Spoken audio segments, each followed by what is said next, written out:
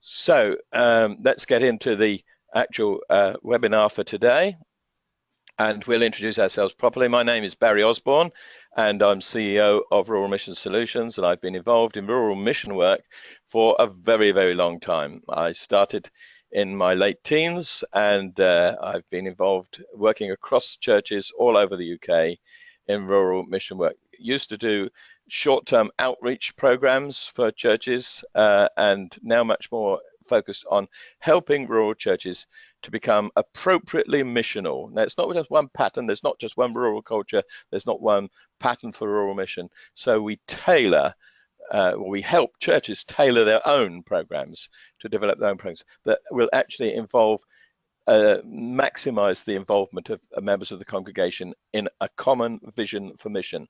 If you want to know more about that, there will be a webinar on that, but there's more information on the website. So that's me. Gordon. Good morning to everybody. God's blessings to you. Gordon Banks, Church Army captain for about 40 years.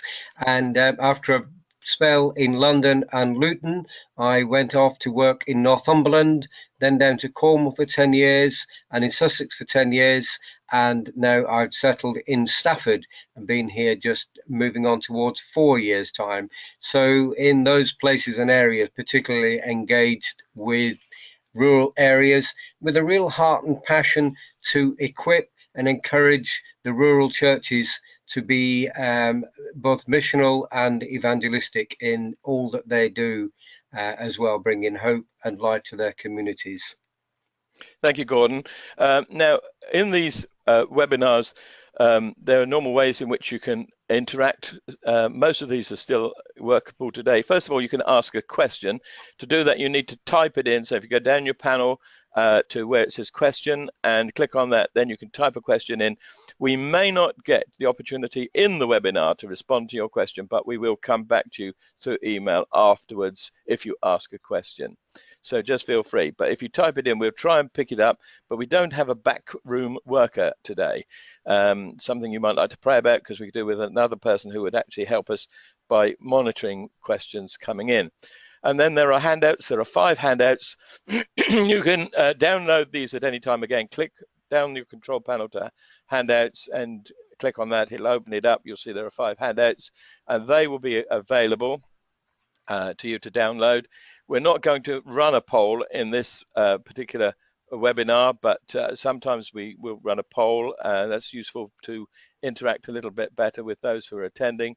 There will be a survey. It will come up at the end of this presentation, and it will also come to you by email. Please do take part in the survey. We need your feedback. And then finally, you might like to share in an online conversation on some or all of the topics we're talking about today. If that's interesting to you, in the survey there is a question. You can respond to that to say whether or not you're interested in doing some kind of follow-up, and we will do our best to arrange that for you. Now, some of you are here watching live, but some will be actually picking this up as a recording either on our website or possibly on YouTube. And if you're on YouTube, I just want to ask you, please, will you click on the like button if you found this helpful? And if you click on subscribe and the little bell next to it, then you'll get notifications every time something is added to the YouTube channel. And we're hoping to build the YouTube channel up quite significantly with a number of training and information videos over a period of time. These last 45 minutes, the training videos possibly will be broken down into shorter units. Gordon, just give us an introduction to this concept of doing seasonal mission. This picks it up indeed, Barry, that runs through these seasonal missions, that we look at the yearly cycle of community engagement. Now, that slide looks a little bit complex because that's taken the whole year, but let's just break that down with the next slide, Barry. And this is basically what we're looking at. We want to ask ourselves what's happening across internationally. At the moment, of course, it's football, and so there have been some good resources around for engaging with football at the moment. Then ask yourself what's happening nationally. Well, just a few weeks ago we had the big wedding. What's happening in our county, what's happening locally, and what's happening in the church. I mean, Barry did mention that I'm from the Anglican Church, and so we do particularly pick up on various seasons throughout the year. And so what we're trying to do is craft all those together. And particularly at this time, we're thinking of September, October, and November. But it's good to remember that they don't sit in isolation, because we're always wanting to think about what next and where they sit. But for the moment, we're particularly focusing on those 3 months, asking ourselves the questions that we can then create a missional program and engage with our community that takes into account what's happening and makes good use of it. Barry, is that something of an intrusion or an opportunity, these other events that are happening around that I've mentioned, like football and whatever? It's an opportunity. It's a case of being on topic.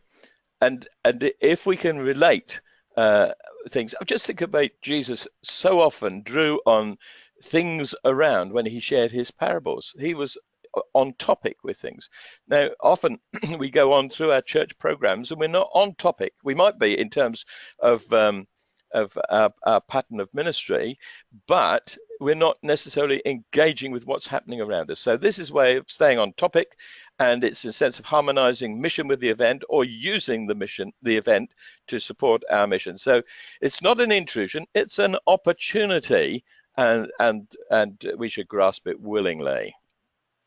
And as you're laying out your plans, it's very important that at least you try and have something that is clearly altruistic, that is blessing your community, that is bringing and adding value to what's going on there as well. And so this is certainly, because sometimes I know we've got to raise funds and whatever, but sometimes that's all we can seem to be doing. But here is something that to try and find something we're just engaging and blessing, and just saying, no, we don't want any money, we don't want anything. We just want to offer you something, because God's love and grace is free as well. So that's a basic, important missional principle that we'd like to encourage you. Anything to add to that, Barry? Yes, I'd like to add to it that if we read the Gospels and see what Jesus was doing, we see the generosity, which is the grace of God expressed in the life of Jesus, and the things that he did. Now, sometimes people talk about pre-evangelism. Now, I don't actually think there is such a thing as pre-evangelism. Evangelism is about sharing good news, and we're sharing good news in all sorts of ways. So, for instance, feeding 5,000, or healing people that came to Jesus, or talking to the woman at the well and asking for a drink. Was that pre-evangelism, or was it actually part of evangelism? Showing God's love, showing concern for others. If Jesus was concerned about feeding people, we could put on meals for people. We could do all sorts of things. We don't have to constantly, in a sense, put John 3:16 down people's throats. Just be generous. And if you are, you'll find it will enhance your reputation within the community. So it's really important. So here we are in autumn. Very quickly, let's go through the things that happened during these particular months. We think about the start of the school year and those going off to university. Harvest will be coming up, so we'll be thinking about harvest. Halloween will be intruding.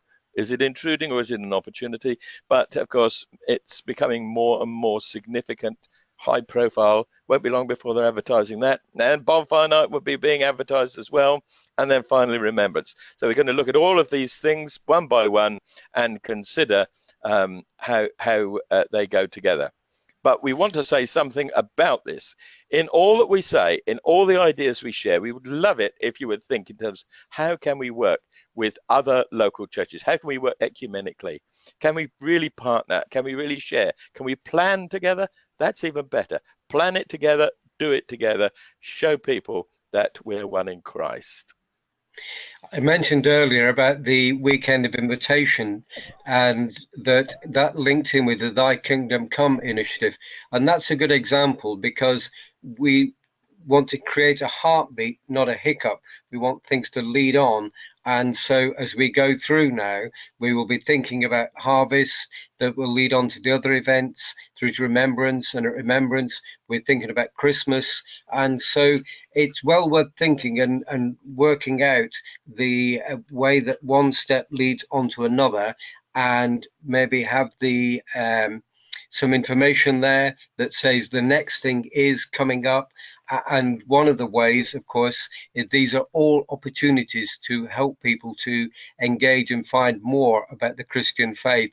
And one very simple way of doing that, that for me is a simple no-brainer. In fact, my daughter put this website on her wedding service booklet, www.christianity.org.uk, and people can go there and explore more about the Christian faith and ask questions as well. So it's always thinking about what next step, how can we help people along the journey towards faith or deeper into their faith. So just thinking about that again, just to say that website, incidentally, is run under Churches Together in England, and it's therefore, in a sense, owned by all the major denominations, Christian denominations in the country. But just a word about evangelism. Earlier on, Gordon, introducing himself, talked about mission and evangelism. Evangelism is actually one aspect of mission. The Church of England, well, the Anglican Communion worldwide produced a very good summary of mission with 5 points, one of which is about sharing the good news. I love this statement, and I love the fact that it's come out of the World Council of Churches, that evangelism, while not excluding the different dimensions of mission, focuses on explicit, intentional voicing of the gospel, which is really very, very helpful. And that's really what's behind the things we share. So let's get into the first of our topics. And the first topic we were looking at is the start of the academic or the school year. And I want to ask you the question, does your church engage with your local school? Now, it may be if you're an Anglican and your local school is Church of England school, you already have links, but lots of village churches do not really link, and we ought to. Schools have their roots historically in our churches, and so we ought to be aware of them and really support them. An important part of the life of the community. So if you've got a village school or a school that serves your village, then, and particularly the primary level, want to encourage you to know who the teachers are and pray for them and tell them that you care and that you really would like to do things. And then there are a number of ways in which you could encourage the school and draw alongside and serve them. And these open up all sorts of missional opportunities. Gordon's going to run us through a few of these. Indeed, Barry. Pray, Bake, Read is an initiative from the Diocese of Lichfield, and basically it does what it says, engaging with the school, as Barry said, praying intelligently for any events that are happening and offer to do that, let them know that you're doing that, and then taking a cake into the staff room. I've got a wife who's a teacher and a son who's a teacher, and you will know how people are blessed and value that cake being taken in, and then an opportunity to say I've got folks who will come in and read with the children as well. Pray, bake, read. And the Diocese of Lichfield is very generous, and if you contact them on the website or contact me, I know I'll put you into touch with the lady who looks after all of that. Now, Open the Book from the Bible Society, again, is growing in popularity. The great thing about Open the Book is that the team that you can draw up can be of quite a wide age range. I know somebody down in Cornwall who engages with this, who is up into his 80s, and just a fabulous way of telling the biblical stories in a dramatic, fun way as well. And then prayer spaces, very much involved in recognizing the spiritual development of children. And prayer spaces, again, there's a dedicated website that looks and gives you lots of resources there, but that's about creating interactive spaces. Some schools now actually have dedicated prayer spaces. Others do it over a period of time where the students come around and engage in a variety of ways. Barry, anything to add on any of that, on prayer space in particular? Because I think you've got some experiences with that, haven't you? I have indeed. I had a wonderful situation with a school that used the whole day, and classes came at different times through the day, and they had about 5 or 6 different stations around the school hall where people could go and interact with craft and all sorts of things. And I think 2 or 3 years later, I'm still going to the school doing assemblies, and some of the things that came out of that prayer spaces day are still evident in the life of that school, which is really exciting and great to know. Now, Gordon has mentioned websites. Now, one of the handouts that you'll be able to download, or if you're watching on a video, you'll be able to get it from the website. There will be handouts on the Rural Mission Solutions website. And one of those actually lists all the organizations we talk about and gives you the link for that. Another thing with regard to schools, are you familiar with It's Your Move? Excellent publication from Scripture Union. They have one for children starting school, and this one, It's Your Move, is when they finish year 6 and go up to the bigger school, and it can be quite a challenge, quite an important time. So It's Your Move, excellent publication, and churches often buy these. You could do it together with other churches in your area. Where I am, it's done through Churches Together and supplied to all the schools in the area. And you'll find there's a free resource pack, lots of ideas and information, and that's on the Scripture Union website. Again, the link will be in our handout. Now, what about those going off to university? Indeed, Barry. And just to say, this is one of those life events. I sometimes get just a bit frustrated when life events are happening around us, and the church doesn't really take much notice of this. That's why I like to work with the LICC, the London Institute of Contemporary Christianity. And so here is a real important life event. And so it's about thinking, have we got people going off to university? Can we support in prayer? Can we try and maintain a link with them? Can we take a particular interest? Can we invite them to write back to us, let us know? Is there an introductory agent? It might be that the Mothers Union may be able to help there, because Mothers Union branches are across the country as well. And within all of that, we do need to, of course, the new GDPR and data protection and all of those kind of issues, we just need to be a little bit careful as well. So that's the students who are going off. But of course, it will leave folks what we call the empty nesters. And although we often joke about them cracking out the bottle of champagne, it can be quite a testing time for them as well. So how are we supporting those who are empty nesters as well? They may find that they've got a little more time as well. So there's all sorts of opportunities there to stand alongside them, to pray and show an interest in their children have gone off and ask those questions. So if you've got people whose children have gone off to university, do make sure you say how they're getting on, take an interest in them as well. Anything to add, Barry, to that one? I want to talk about UCCF, the Union and Colleges Christian Fellowship. The thing about this is a fantastic opportunity. When Christian youngsters go off to university, parents are really anxious as to whether they'll stay faithful or whether they'll get led astray into drink and drugs and so on.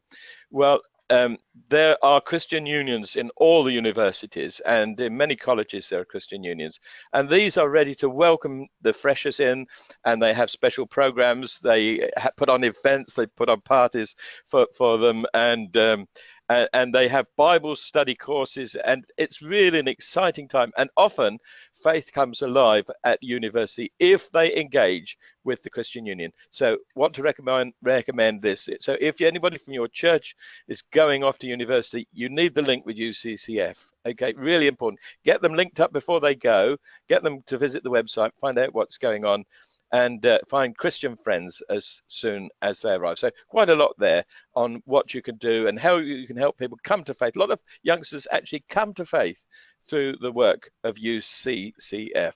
So opportunities for faith to develop, faith to grow in the school context. So let's look at the next item, which is harvest. And there are a number of things we could perhaps focus on this. And here's a missional opportunity. Now, how are you going to decorate your church? You know, usually they're decorated for harvest, and usually it's a bit onerous. A few people have to do hours and hours of work, but why not use it as an opportunity to invite others to take part? So you could actually invite different organizations in the village to do a different part of the area of the church.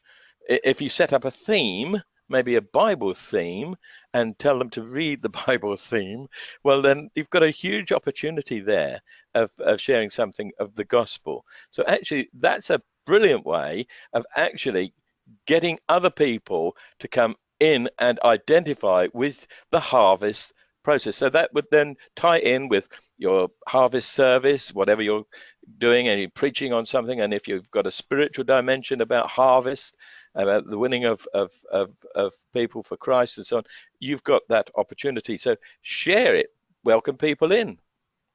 And talking about going in, how about going out? And if you're fortunate to have a village pub, then maybe plan an event in the village pub. That could be with a nice harvest supper as well. Bring in a guest ale as well, part of the harvest celebrations. So move out of the church building.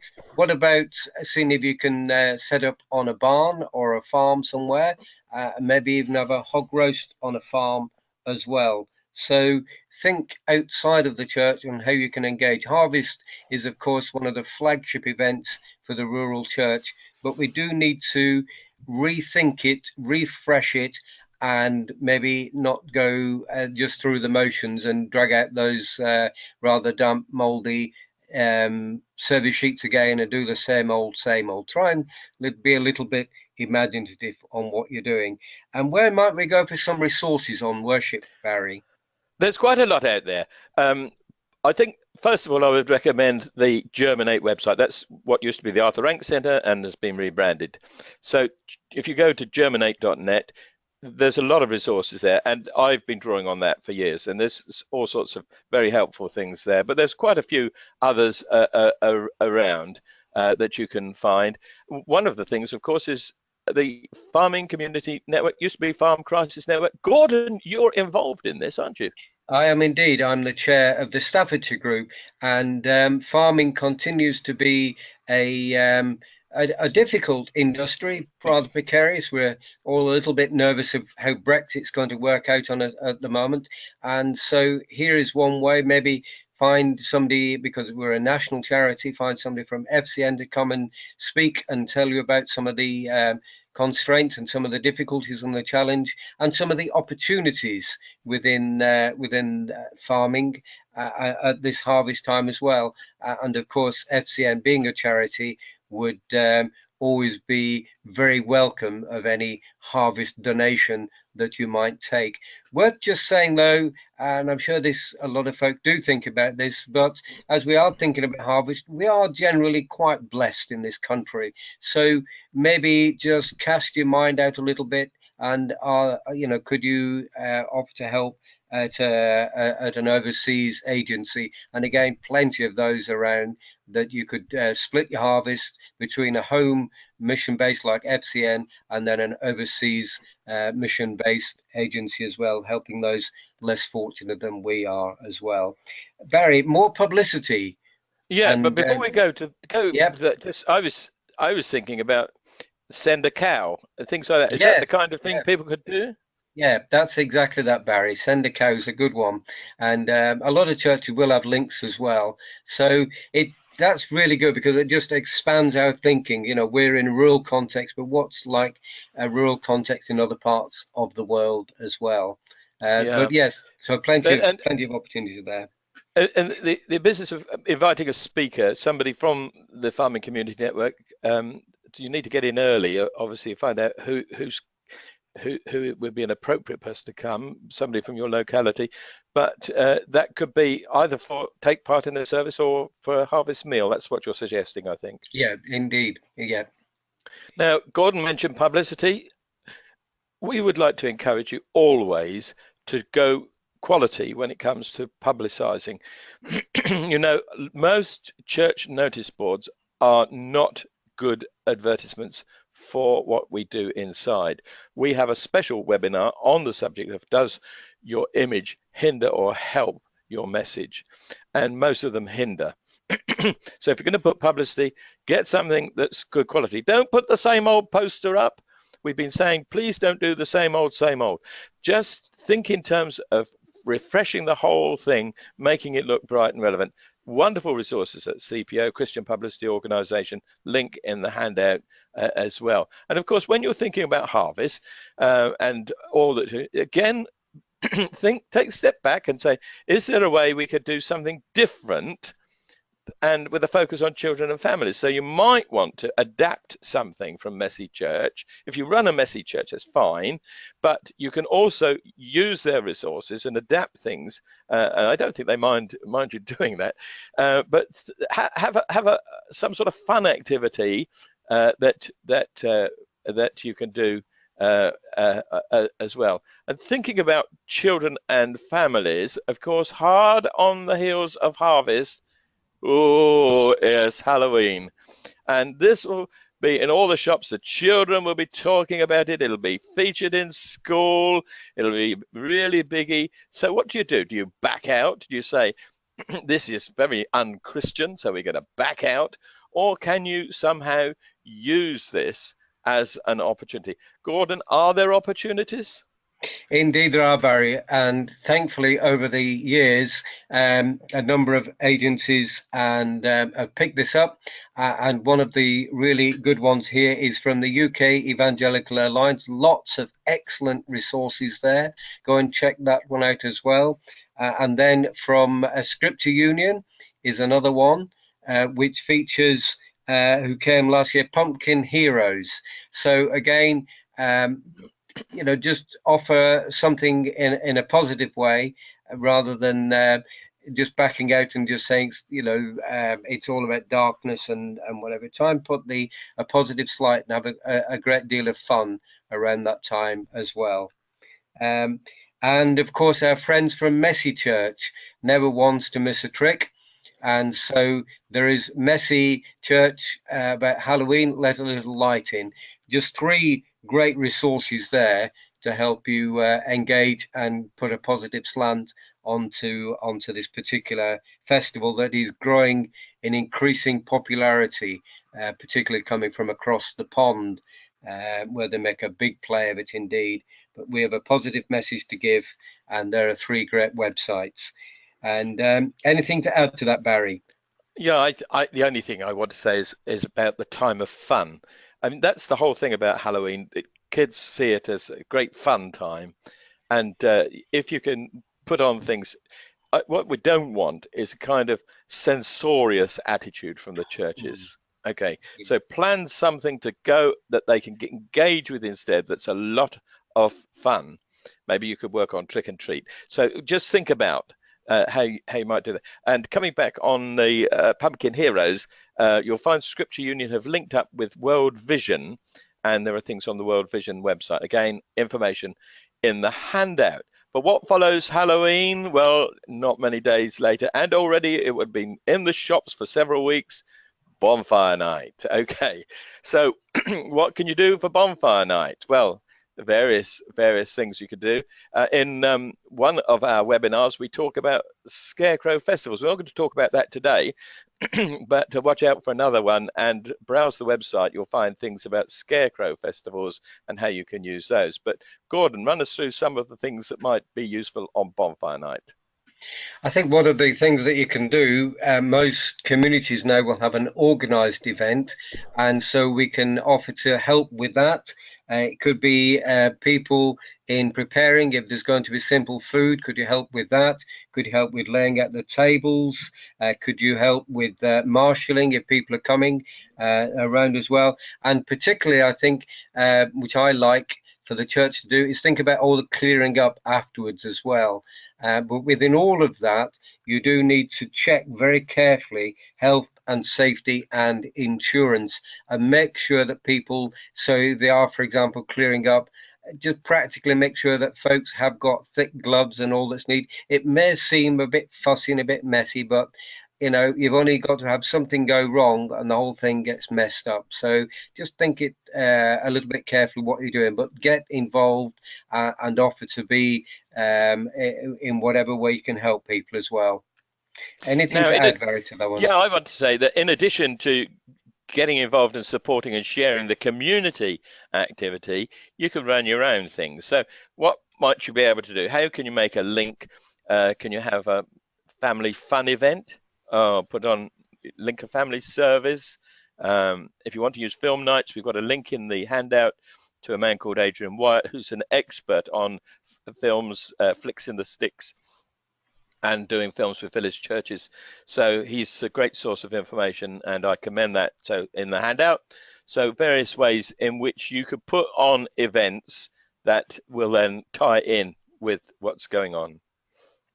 And then, of course, we come to Remembrance. And we've got a number of things we'd like to share. Gordon, start us off. And indeed, so again, it's thinking about, does it need refreshing? This year is of course, a very special event, 100 years since the Armistice Day in November 1918. So could you partner with a local history group? You've got a bit of experience with that, haven't you, Barry?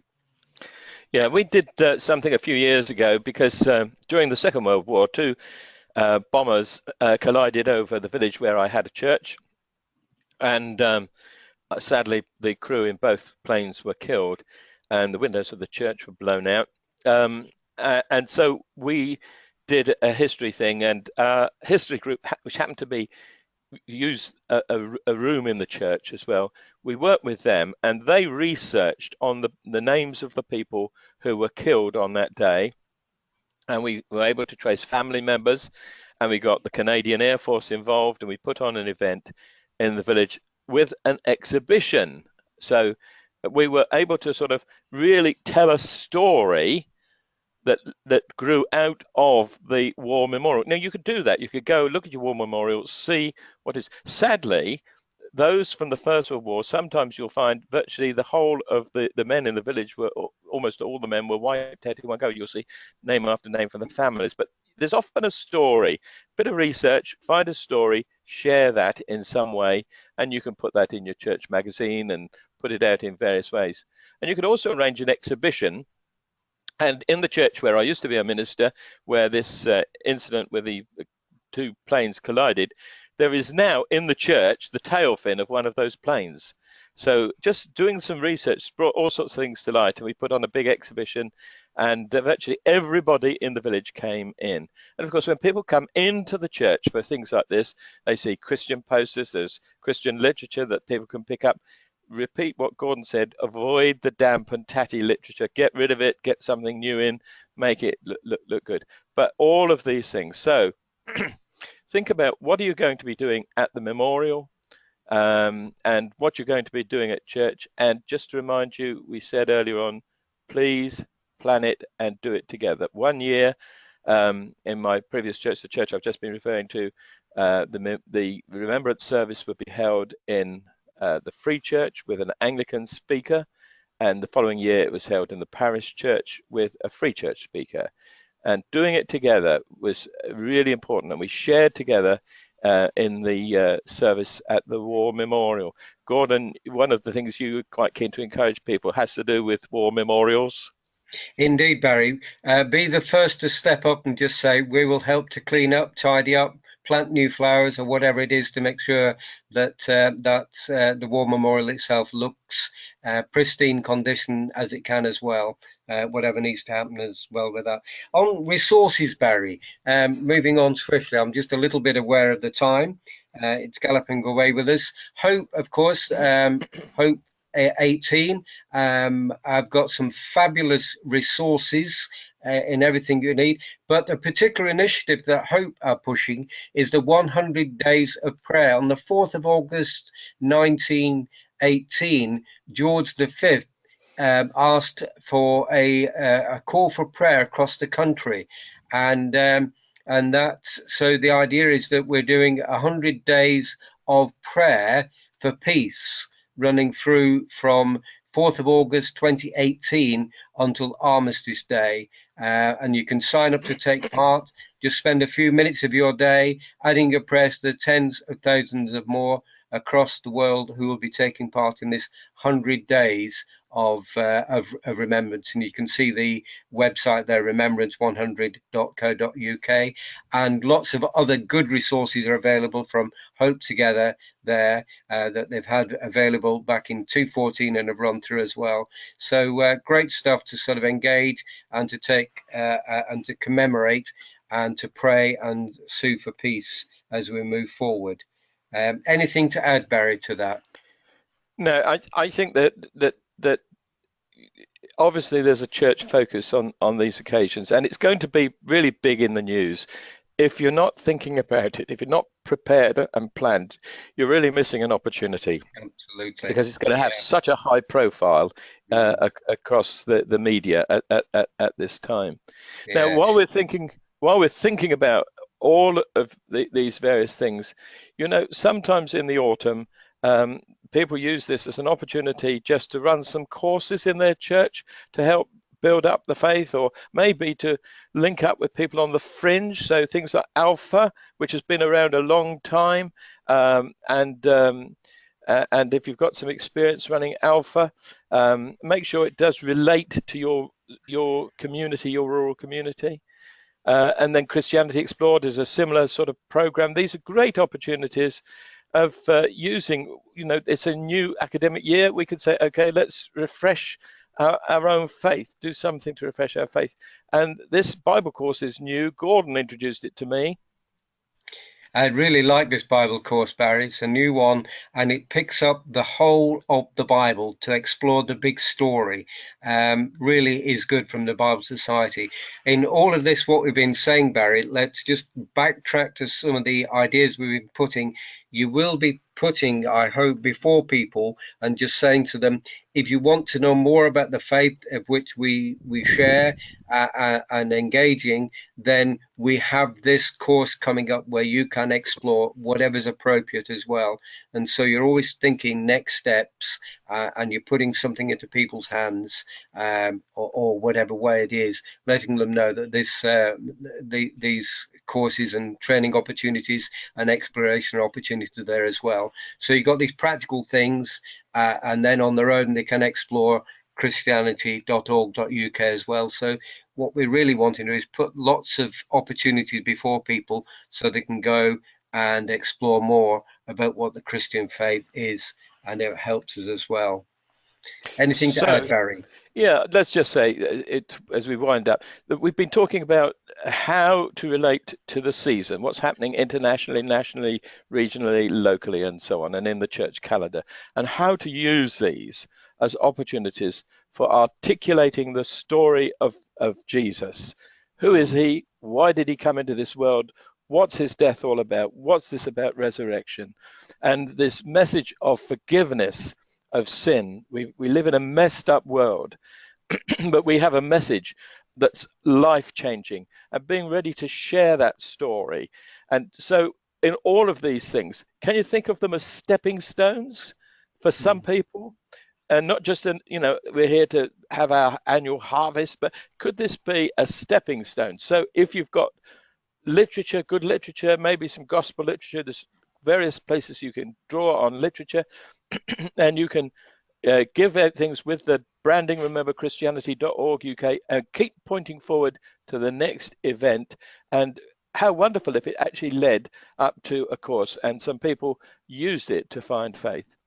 So we hope that you've appreciated this webinar. You can tell us your views in the survey or email us. We'd be pleased to hear from you. But we have all sorts of other webinars coming up. We'll be doing one on winter, won't we, Gordon? We'll be doing that in autumn. So we've done autumn in summer, and when we hit autumn, we should be doing one with winter ideas as well. Lots of great opportunities for winter. And we've got somebody who's going to be doing a very special presentation on the 21st of July. That's our next webinar, Effective and Appropriate Ministry to Children and Families. Lots of rural churches feel they cannot do children's work. We'd like to say you can, and we'd like to help you. Yeah, Barry, we've just had somebody come through, rightly enough, has suggested that when we talked about the Alpha and Christianity Explored. There are, of course, a Pilgrim course, which is, again, an excellent broader-based course for across the churches, and things like Emmaus as well.